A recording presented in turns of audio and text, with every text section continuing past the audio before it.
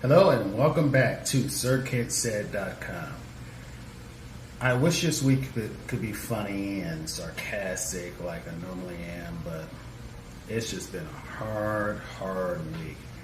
Not only for me personally, but in the world of entertainment and sports news, it's been kind of fucked up. Let's start off with the obvious. We lost a legend, an icon, a trailblazer in the form of Tina the Burner Turner. This woman broke the glass ceiling way before a woman of color should have even thought about it, and allowed so many other women and little girls to follow in her footsteps, and she will be sorely missed. Secondly, a person who people tend to sleep on as far as the civil rights struggle goes, or I said goes, and I meant goes, it's still ongoing. Jim Brown passed this week. Other than being a football legend, Hall of Famer, let's call him an actor. People tend to sleep on the fact that he was very much involved in the struggle, and he too will be missed. And finally, which will segue into the review this week, we lost Ray Stevenson at the age of 58, who happens to be only 3 years older than me.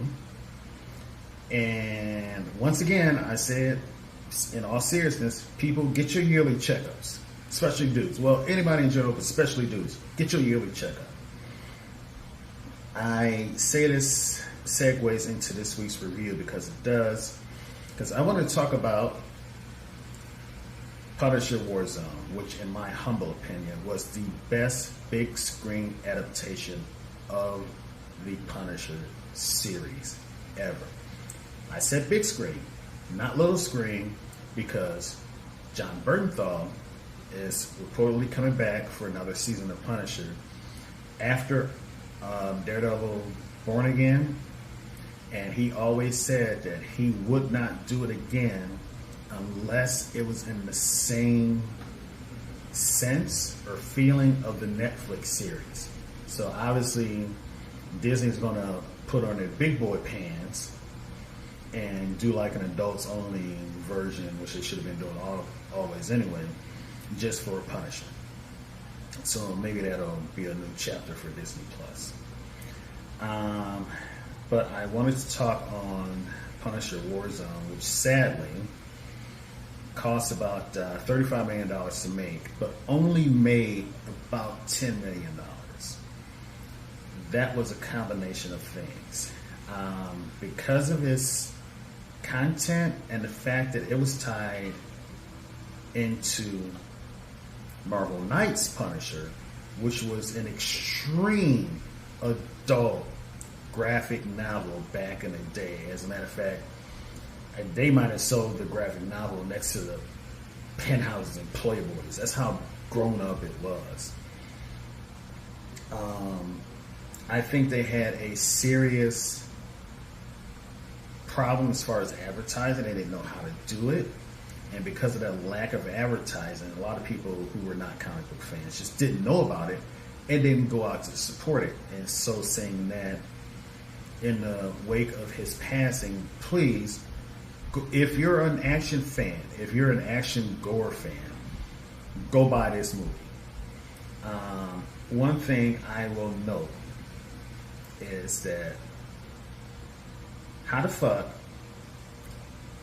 did Disney Plus get this for Jigsaw when this is what Jigsaw looks like in the fucking comic book?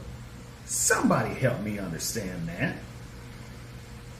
Now, granted, in the movie Warzone, Jigsaw was kind of comical, kind of laughable.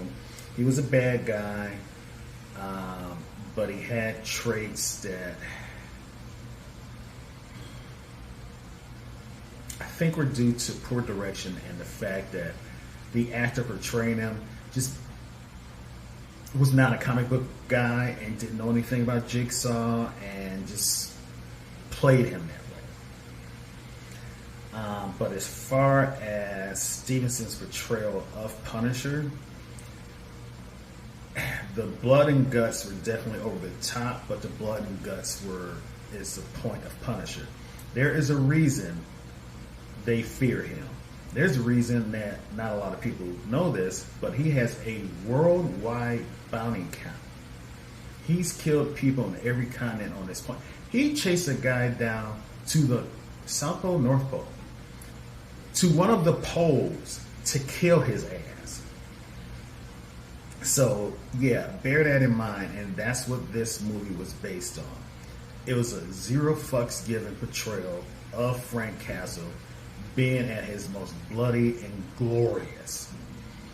So, did it have problems due to advertising, acting, and with the exception of Ray Stevenson being cast as the Punisher, maybe casting? Yes. Can I still recommend it just so you can get some idea of what Punisher can truly do? Yes. And that is not a slight at all to Jon Bernthal's Punisher. Let me say that again. That is not a slight. I love what he has done with the small screen version of Punisher, and I hope he keeps it going. I just think it could be a little bit more bloody and a little bit more bad language, but just a sneak. But yeah, overall, in the wake of his passing, even with the problems that it had, I'm still going to give Punisher Warzone an 8 out of 10, with the caveat that, with the exception of his makeup, I thought Jigsaw was a little bit comical. And then there's a chick that played a wife in there, and she tried speaking with a New York or Jersey accent.